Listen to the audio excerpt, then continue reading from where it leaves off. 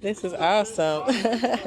So we're here with the Samuel Proctor Oral History Program. My name is Krystin Anderson. Today is May 24th, and we're here at the Florida Folk Festival with the Pottery Man himself, Mr. Matt Brabham. Yes. This is awesome.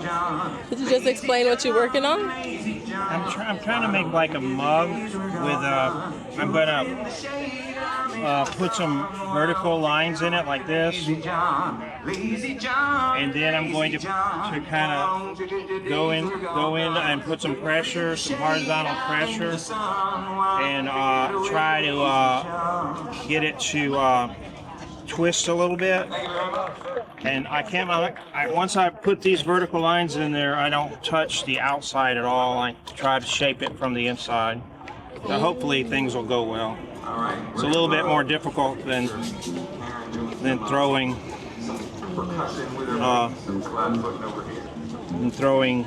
with both hands. You're just using the one hand on the inside. How long have you been doing this? 45 years. I started making pottery when I was a teenager. Wow. And I did it part-time. I was a school teacher. I'm the art teacher. And I did this in the evenings and sometimes on weekends. And then when I retired from teaching school a couple of years ago, I started doing it full-time. Nice. What got you started? It was a side hustle, and then now it's a second career. It's amazing. You see how the lines were vertical before?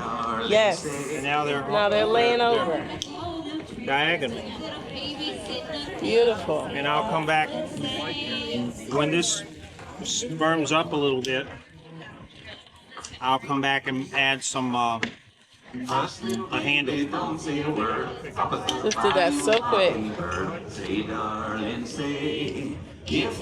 Let me do a twisty bowl. I like to do twisty bowls. They're kind of fun to watch. So what's going on with your feet level? Manual operated. This is the flywheel down here. I turn the wheel with my feet.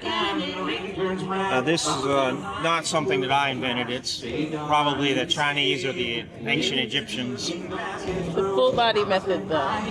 Yeah.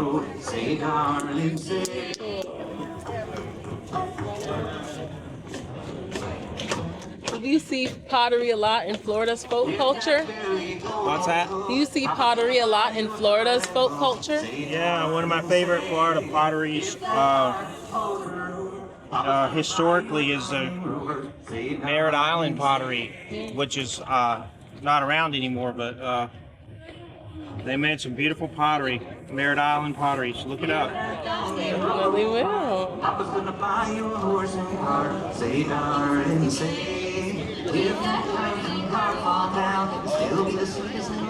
And I'm from the Panhandle, so was a lot of influence from the upper Gulf Coast, like from Mississippi. This idea for making the twisted bowl, it comes from George Orr, who was the mad potter of Biloxi. Lived about 100 years ago in Biloxi. Very famous, one of America's most famous potters from the upper Gulf Coast, where I come from in Florida. Near, it took a couple hours away, but